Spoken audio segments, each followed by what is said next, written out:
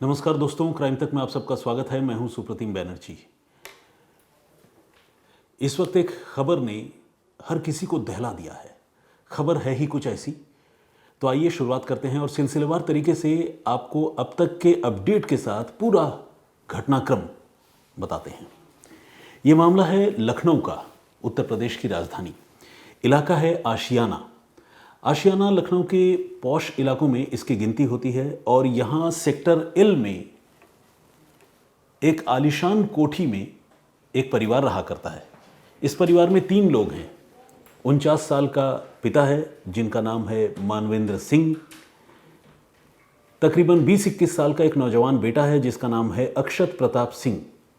और 17 साल की बेटी है जो स्कूल में पढ़ती है, नाम है कृति।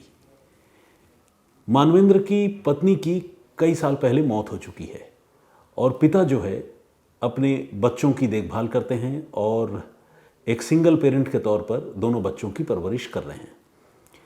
ये मानवेंद्र सिंह का बहुत अच्छा और बड़ा कारोबार है। लखनऊ और आसपास के इलाकों में तकरीबन 18 पैथोलॉजिकल लैब के वो मालिक हैं और इसके अलावा 2 से 3 शराब के ठेके भी उनके पास हैं। अच्छी खासी कमाई है। परिवार में कुल जमा 3 लोग हैं। अपना मकान है, गाड़ी है, किसी बात की कोई दिक्कत नहीं है। बस अगर कुछ कमी है तो वो ये कि मानवेंद्र की पत्नी अब इस दुनिया में नहीं है। मानवेंद्र का ये जो मकान है, जो 3 मंजिला इमारत है, उसमें सबसे ऊपर के मंजिल में यानी 3rd फ्लोर पर खुद मानवेंद्र रहा करते हैं और मानवेंद्र के साथ उनका बेटा और बेटी भी उसी फ्लोर में रहते हैं। जो बीच वाला फ्लोर है उसमें मानवेंद्र के छोटे भाई रहते हैं जिनका नाम है शक्तिवर्धन सिंह। वो अपने परिवार के साथ रहते हैं। और नीचे वाले फ्लोर में ऐसे तो किराएदार रहते हैं लेकिन इन दिनों वो फ्लोर खाली है और उसी फ्लोर में एक गेस्ट रूम भी है और फ्लोर का ज़्यादातर हिस्सा फ़िलहाल खाली पड़ा हुआ है। तो ये पूरी बनावट है उस मकान की और उस परिवार का ये पूरी तस्वीर है। होता ये है कि 19 फरवरी की रात को मानवेंद्र सिंह अपने भाई के साथ लखनऊ में ही एक शादी समारोह में शामिल होने के लिए निकलते हैं। दोनों भाई इकट्ठे घर से बाहर जाते हैं। इसके बाद मानवेंद्र को एक और शादी में जाना होता है। तो मानवेंद्र के जो भाई हैं शक्तिवर्धन, वो वापस चले आते हैं और मानवेंद्र अपने उस नेक्स्ट इनविटेशन को अटेंड करने के लिए एक दूसरी शादी में शामिल होने जाते हैं। और 19 तारीख की रात को ही, देर रात को बल्कि, ये वापस अपने घर चले आते हैं। 20 तारीख की सुबह होती है। जिंदगी अपनी रफ्तार से चल रही है लेकिन मानवेंद्र सिंह घर से बाहर नहीं निकलते।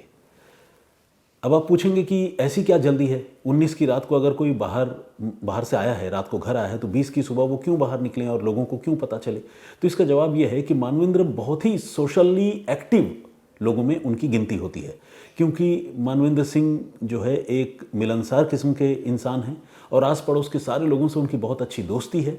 वो अपने मोहल्ले में रामलीला का आयोजन करवाते हैं। उनका बेटा जो है अक्षत, ऐसे तो वो बहुत ज़्यादा लोगों से घुलता मिलता नहीं है लेकिन रामलीला में वो मेघनाथ की भूमिका निभाता है। तो कुल मिलाकर मानवेंद्र को इस इलाके में सारे लोग जानते हैं और उनकी अपने पड़ोसियों पर भी बहुत अच्छा इंप्रेशन है अपने पड़ोसियों के ऊपर। अब मानवेंद्र जब 20 की सुबह को बाहर नहीं निकलते हैं तो उनके अड़ोस पड़ोस में रहने वाले जो उनके पड़ोसी और दोस्त हैं वो थोड़ा सा सोचते हैं कि क्या बात है, आज मानवेंद्र भाई बाहर नहीं आए। तो खैर, कुछ घंटों से अगर कोई गायब है या नहीं आया है बाहर तो इसके लिए कोई बहुत फिक्र करने वाली बात नहीं होती है। तो लोग इंतज़ार करते हैं। पूरा दिन निकल जाता है लेकिन मानवेंद्र का कुछ पता नहीं चलता। 21 तारीख को, यानी एक दिन बाद, मानवेंद्र के न मिलने या गायब होने के एक दिन बाद 21 तारीख को मानवेंद्र का एक दोस्त उनके मोबाइल पर फ़ोन करता है। मानवेंद्र के पास 3 मोबाइल फ़ोन है। एक एक करके वो तीनों मोबाइल नंबरों पर ट्राई करता है लेकिन तीनों मोबाइल नंबर जो है वो स्विच ऑफ आते हैं। ऐसे में वो दोस्त बहुत परेशान हो जाता है और वो ठीक मानवेंद्र के घर के बगल में रहने वाले मानवेंद्र के एक पड़ोसी और उनके दोस्त धर्मेंद्र को फ़ोन करते हैं और ये कहते हैं, धर्मेंद्र भाई ज़रा पता कीजिए ये मानवेंद्र जी कहाँ हैं, क्योंकि उनका तो फ़ोन भी लगातार स्विच ऑफ आ रहा है। अब धर्मेंद्र भी सोच में पड़ जाते हैं कि भाई ये क्या बात हुई, क्योंकि कल तो मानवेंद्र भाई मिले नहीं और आज 21 तारीख आज के दिन भी मानवेंद्र भाई का कोई पता नहीं चल रहा है। धर्मेंद्र भी अपनी तरफ से मोबाइल फ़ोन ट्राई करते हैं, लेकिन उनको भी मानवेंद्र के सारे मोबाइल नंबर स्विच ऑफ लगते हैं, पाते हैं वो। इस पर वो क्या करते हैं, मानवेंद्र के जो बेटे हैं अक्षत प्रताप सिंह, तकरीबन 20-21 साल की उम्र है, जैसा कि मैंने आपको बताया, कॉलेज गोइंग स्टूडेंट है, उसका नाम निकनेम राजा है, उसे धर्मेंद्र बुलाते हैं और कहते हैं राजा बेटा बाहर आओ।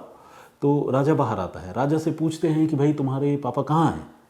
तो राजा जो है ये कहता है कि मेरे पिता तो 20 तारीख की सुबह को ही निकले हैं और ये कहकर निकले हैं कि वो दिल्ली जा रहे हैं, और वो थोड़े झुंझलाहट में थे, गुस्से में थे, और उन्होंने कहा कि मैं दिल्ली निकल रहा हूँ।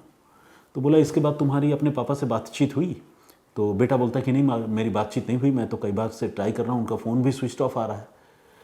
अब धर्मेंद्र जो है वो परेशान हो जाते हैं। वो कहते हैं बेटा तो फिर तुमने पुलिस रिपोर्ट क्यों नहीं लिखवाई, तुमने हमें क्यों नहीं बताया?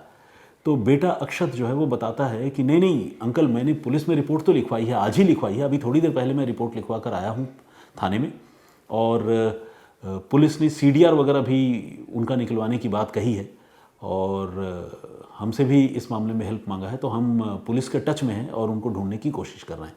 अब पड़ोसी ये भी पूछते हैं कि क्यों तुम्हारे अपने पापा से कोई अनबन, कोई लड़ाई झगड़ा, कुछ ऐसा तो नहीं हुआ कि वो गुस्से में चले गए? तो बेटा बताता है कि नहीं, वो नाराज़ तो थे ज़रूर, लेकिन वो मुझ पर नाराज़ नहीं थे। मुझे पता नहीं वो किस पर नाराज़ थे, लेकिन जब मैंने उनसे पूछा कि आप कहाँ जा रहे हैं, तो उन्होंने गुस्से में कहा कि मैं दिल्ली जा रहा हूँ, और घर से वो तेज़ी से निकल गए।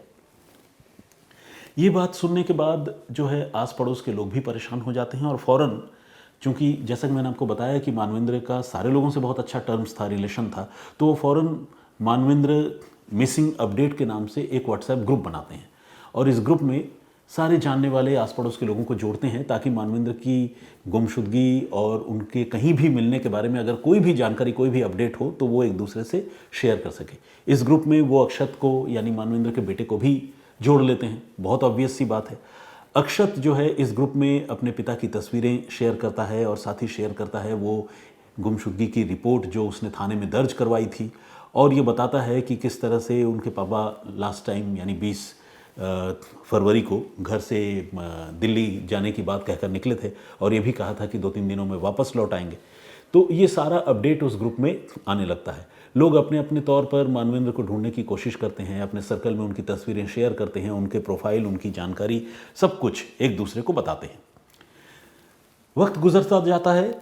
20 तारीख को गायब हुए थे, 21 तारीख का दिन भी गुजर चुका है, 22 तारीख का दिन आ जाता है, लेकिन मानवेंद्र का कुछ भी पता नहीं चलता। आस पड़ोस के लोगों की परेशानी बढ़ती जाती है। घर में जो बेटा है वो भी परेशान है, और बेटी वो तो खैर घर से बाहर नहीं आ रही है, लेकिन ऑब्वियसली वो भी बहुत डिसअपॉइंटेड और परेशान है, पापा गायब हो चुके हैं।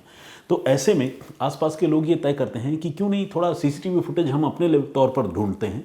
बेशक पुलिस जो जांच कर रही है वो कर रही है, हम CCTV फुटेज खंगालते हैं। ये कहकर जो आस पड़ोस के लोग हैं वो उस आशियाना इलाके की वो जो कॉलोनी है सेक्टर L वाली, वहाँ पर जो CCTV कैमरे लगे हैं, उन CCTV कैमरों को आसपास के लोग एक्सप्लोर करने का फैसला करते हैं। इत्तेफाक से मानवेंद्र के कोठी का जो गेट है, उस गेट के ऊपर फोकस्ड कोई CCTV कैमरा नहीं है, इसलिए वो एग्जैक्टली रात को कितने बजे आए और कितने बजे 20 तारीख की सुबह को निकले, कैसे निकले, गाड़ी से निकले, पैदल निकले, इन सारी चीज़ों के बारे में कोई बहुत प्रॉपर इन्फॉर्मेशन नहीं मिल पाती। लेकिन हाँ, इतना ज़रूर पता चलता है, गली में जो दूसरे CCTV कैमरे लगे हैं उससे इतना ज़रूर पता चलता है कि 19 तारीख की रात को मैरिज पार्टीज़ अटेंड करने के बाद मानवेंद्र घर लौटे थे, और लेट नाइट को लौटे थे। उनकी गाड़ी की तस्वीरें जो है वो CCTV कैमरे में नज़र आती है। मानवेंद्र के आने की पुष्टि होती है। लेकिन लाख कोशिश करने के बावजूद मानवेंद्र के 20 तारीख की सुबह या 20 तारीख के पूरे दिन उनके घर से बाहर निकलने की कोई भी तस्वीर, चाहे वो गाड़ी के ज़रिए जाते हुए हो, पैदल जाते हुए हो, कोई भी तस्वीर आसपास की गली में या रोड में किसी भी CCTV कैमरे में पड़ोसियों को नहीं मिलती है। ऐसे में पड़ोसी थोड़ा सोच में पड़ जाते हैं। उनको लगता है भाई ये मामला क्या है, क्योंकि अगर मानवेंद्र दिल्ली गए हैं तो तीनों मोबाइल फ़ोन मानवेंद्र क्यों स्विच ऑफ करेंगे, और ऐसा क्यों कोई करेगा। आजकल की तारीख में होता तो यह है कि अगर कोई फ़ोन स्विच ऑफ हो भी जाए तो इंसान तुरंत उसको स्विच ऑन करता है, और एक से ज़्यादा फ़ोन रखने का मकसद ही यही होता है कि अगर कोई फ़ोन नॉट रीचेबल हो या स्विच ऑफ हो तो दूसरे फ़ोन से उनसे कॉन्टैक्ट किया जाए। ऊपर से अब CCTV कैमरे के फुटेज ये बता रहे थे कि मानवेंद्र घर तो आए थे, लेकिन घर से बाहर नहीं निकले थे। ऐसे में लोग फिर से मानवेंद्र के बेटे अक्षत से बात करते हैं। अब तक जो मानवेंद्र के छोटे भाई हैं शक्तिवर्धन सिंह, पहले तो उन्हें भी अपने बड़े भाई की गुमशुदगी के बारे में कोई खबर नहीं थी, क्योंकि वो बड़े भाई के साथ ही 19 तारीख की रात को शादी अटेंड करके घर लौट आए थे। लेकिन इसी कोर्स ऑफ इन्वेस्टिगेशन में और मोहल्ले वालों की सजगता की वजह से शक्तिवर्धन को भी पता चलता है कि उनका भाई जो है वो लापता हो गया, गुम हो गया। वो भी अपने भाई को ट्रैक करने की, उनको कॉल करने की कोशिश करते हैं, अक्षत से भी बात करते हैं, लेकिन कुछ भी पता नहीं चलता। इस बीच होता यह है कि आस पड़ोस के लोग ये तय करते हैं कि चलो एक बार पुलिस से जाकर मुलाकात करते हैं और पुलिस को सारी बातें सिलसिलेवार तरीके से बताते हैं और ये भी बताते हैं कि मानवेंद्र घर के अंदर आते हुए तो दिख रहे हैं, लेकिन बाहर जाते हुए नहीं दिख रहे। ये बात अक्षत को भी बताई जाती है। अक्षत को भी लोग अपने साथ पुलिस के पास लेकर जाते हैं, लेकिन पुलिस के पास यानी थाने में पहुंचने से पहले ही अक्षत से जब घर वाले और मानवेंद्र के जानने वाले लोग पूछताछ करते हैं और कहते हैं कि बेटा सीसीटीवी कैमरे में वो घर के अंदर आते हुए तो दिख रहे हैं, बाहर जाते हुए नहीं दिख रहे हैं, क्या मामला है बताओ। तो लोग जब इस तरह से अक्षत से पूछते हैं तो अक्षत के चेहरे पर हवाइयाँ उड़ने लगती है, वो घबरा जाता है और फिर वो कहता है अंकल सच बताऊं? तो लोग कहते हैं हाँ बेटा बताओ, तुमसे इतने दिनों से पूछ रहे हैं कहाँ है पापा। तो वो बोलते हैं कि पापा ने जो है खुद को ख़त्म कर लिया है, उन्होंने अपनी जान ले ली है। अब जब अक्षत ये बात बताता है तो आसपास के सारे लोग सकते में आ जाते हैं, क्योंकि अब तक तो उन्हें उम्मीद थी कि उनके दोस्त और भाई मानवेंद्र जीवित होंगे, लेकिन अब जिस तरह से उनका बेटा अक्षत बता रहा है कि पापा ने खुद को ख़त्म कर लिया है तो वो बिल्कुल घबरा जाते हैं। वो पूछते हैं क्या मामला है, घबरा मतलब कैसे उन्होंने खुद को ख़त्म कर लिया और तुमने किसी को बताया क्यों नहीं, अभी उनका शव कहाँ पर है। तो इन सारे सवालों पर वो बेटा अक्षत जो है वो बुरी तरह से उलझ जाता है और उसके पास कोई जवाब नहीं होता, वो खामोश हो जाता है। ये सब कुछ पुलिस थाने के बिल्कुल करीब ही हो रहा होता है। लोग अब पुलिस के पास जाते हैं और पुलिस को वो सारी बातें बताई जाती हैं। इसी के साथ पुलिस अक्षत को हिरासत में लेती है और अक्षत से पुलिस पूछताछ शुरू करती है। लेकिन इसके बाद जो सच बाहर आता है उसे सुनकर वहाँ मौजूद सारे लोगों के रोंगटे खड़े हो जाते हैं। ये सच बाहर आता है कि अक्षत ने खुद ही अपने पिता मानवेंद्र सिंह की हत्या कर दी है और हत्या 19 और 20 फरवरी की दरमियानी रात को की गई है, बल्कि रात नहीं 20 तारीख की अर्ली मॉर्निंग तकरीबन 4:30 बजे। अब सवाल यह है कि अगर अक्षत ने अपने पिता मानवेंद्र की हत्या कर दी थी तो इतने दिनों तक वो मतलब अपने नाते रिश्तेदारों के साथ साथ मोहल्ले वालों को ये झूठ क्यों और कैसे, लोग ये सोच में पड़ जाते हैं। लेकिन इसका ऑब्वियस सी बात है, जवाब है कि भाई वो सच छिपाना चाहता है। जो कातिल है वो कभी अपना राज नहीं बताना चाहता, तो वो इसी सच को छिपाने के लिए आस पड़ोस के लोगों को और घर वालों को भी, नाते रिश्तेदारों को भी लगातार झूठ बोल रहा था। अब जब वो पकड़ा गया और उसने पुलिस के सामने अपने पिता का कत्ल करने की बात कबूल कर ली, तो पुलिस अब उससे पूछती है कि तुम्हारे पिता का शव कहाँ है, बॉडी कहाँ है। तो अक्षत बताता है कि घर में है। अब पुलिस अक्षत को हथकड़ियों में जकड़कर घर लेकर आती है, घर की तलाशी ली जाती है और घर का जो मंजर सामने आता है उसे देखकर पुलिस वालों के भी रोंगटे खड़े हो जाते हैं। यहाँ पर भी मैं इसलिए कह रहा हूँ क्योंकि इस तरह के केसेस पहले भी आए हैं। यहाँ पर भी मानवेंद्र और अक्षत के घर पर पुलिस को एक नीले रंग का ड्रम मिलता है, जिस ड्रम में मानवेंद्र सिंह की आधी अधूरी लाश बरामद होती है। सिर, हाथ पैर और शरीर के कुछ दूसरे हिस्से गायब हैं, लेकिन धड़ का हिस्सा जिसे टोर्सो कहते हैं वो एक नीले रंग के ड्रम में पैक है। कमरे में खून ही खून बिखरा पड़ा है और वहाँ पर खून से सना हुआ एक गद्दा भी है और लाश के जाहिर है टुकड़े किए गए हैं, तो वहाँ पर एक आरी भी है। अब पुलिस अक्षत से सख्ती से पूछताछ करती है और वो सिलसिलेवार तरीके से पूरी कहानी बताता है। ये कहानी आप लोगों को भी जाननी चाहिए और ये समझना चाहिए कि ये पूरा घटनाक्रम हुआ कैसे और इसके पीछे की वजह क्या रही। क्या ऐसी घटनाओं को रोका भी जा सकता है? एक मकसद तो ये भी है इस पूरी कहानी को सुनने और जानने का। तो अक्षत ये बताता है कि 19 और 20 तारीख की रात को जब पापा लौटे मैरिज पार्टी अटेंड करने के बाद, उसके बाद उसका अपने पापा से किसी बात को लेकर विवाद हुआ और इस विवाद में दोनों के बीच में हॉट टॉक्स हुए और उसके पिता ने अपनी उनकी जो लाइसेंसी राइफ़ल है उससे अक्षत के ऊपर वो लाइसेंसी राइफ़ल तानी और उसे डराने की कोशिश की ऑब्वियसली अक्षत पर जब राइफल पापा ने तान दिया तो अक्षत इस बात से डर भी गया था, लेकिन इसके बाद जाहिर है पापा ने गोली नहीं मारी, पापा का इरादा गोली मारने का रहा भी नहीं होगा, तो वो राइफल रख देते हैं और इसके बाद धीरे धीरे रात को ही मामला शांत पड़ जाता है, खामोश हो जाता है, सब कुछ सेटल हो जाता है। अचानक सुबह 4:30 बजे राइफल से एक गोली चलने की आवाज़ सुनाई देती है और यह आवाज़ आस पड़ोस के लोगों को भी सुनाई देती है, लेकिन लोगों को ये लगता है कि शायद पास में जो मैरिज हॉल है जहाँ पर अक्सर बारातें आती है, पटाखों का दौर चलता है, तो ये कोई पटाखा किसी ने फोड़ा है। ऑब्वियस सी बात है, रिहायशी इलाके में गोली चल जाए किसी के घर में, इस तरह का एजम्पशन इंसान तब तक नहीं करता जब तक कि सच सामने ना आ जाए। तो आस पड़ोस के लोग भी सुनते ज़रूर होंगे, कानून उनकी वो आवाज़ पड़ती भी होगी, हो सकता है सुबह 4:30 बजे का वक्त है, किसी की नींद भी उस आवाज़ से खुली हो, लेकिन लोग ये रियलाइज़ नहीं कर पाते कि वो गोली की ही आवाज़ है। लेकिन उसी घर में, चूंकि ऊपर वाले फ्लोर में दूसरे कमरे में मानवेंद्र की बेटी कृति, जो कि 11वीं की स्टूडेंट है, वो भी रहती है। वो जब गोलियों की आवाज़ सुनती है तो अपने कमरे से दौड़कर बाहर आती है, यानी उस लिविंग रूम में आती है जहाँ पर ये घटना हुई है। अब जब कृति दौड़ कर आती है तो वो देखती है कि पापा की लाश पड़ी है और भाई हाथ में गन लिए खड़ा है। कृति डर के मारे उसके मुंह से चीख निकल जाती है, वो रोने लगती है, चिल्लाने लगती है। अब अक्षत जो है सब कुछ छोड़कर अपनी बहन को संभालता है, और बहन को संभालता तो है ही, साथ ही उसे बुरी तरह से ये कहते हुए धमकाता है कि अब तो जो होना था हो गया, मैंने पापा को गोली मार दी और अगर मैं पापा को मार सकता हूँ तो मैं तुम्हें भी मार सकता हूँ, इसीलिए मुंह बंद रखना। वो बच्ची बहुत ज़्यादा डर जाती है। एक तो बिन माँ की बच्ची, मतलब माँ नहीं है, वो अपने आप में कितनी अकेली होगी, वो बच्ची कितनी परेशान होगी, ये हम सारे लोग समझ सकते हैं। ऊपर से जब वो देखती है कि पापा की लाश पड़ी है, भाई के हाथ में बंदूक है, तो उसके दिल पर क्या गुजरती होगी आप समझिए। लेकिन भाई उसे बुरी तरह से धमका रहा है और ये कह रहा है कि अगर तुमने मुंह खोला, चिल्लाया, किसी को कुछ बताया तो तुम्हारा भी यही हाल करूँगा। वो बच्ची बहुत सदमे में आ जाती है और रोते रोते सुबकते सुबकते वो खामोश हो जाती है। इस बीच अक्षत अपनी बहन को ये भी कहता है कि ठीक है, तुम ज़्यादा परेशान मत हो, मैं जानता हूँ तुम डर गई है, अगर तुम कहो तो मैं तुम्हारे लिए पिज़्ज़ा मंगवा देता हूँ, तुम पिज़्ज़ा खाओ। किसी गर्ल चाइल्ड को या किसी भी बच्चे को पैम्पर करने का ये एक तरीका होता है, लेकिन ऑब्वियस सी बात है, जिसके पापा की लाश वहाँ पड़ी हो वो बच्ची कैसे पिज़्ज़ा खाएगी, तो पिज़्ज़ा वाली बात तो आधी अधूरी रह जाती है। लेकिन अक्षत जो है अपनी बहन को ये ऑफ़र ज़रूर देता है।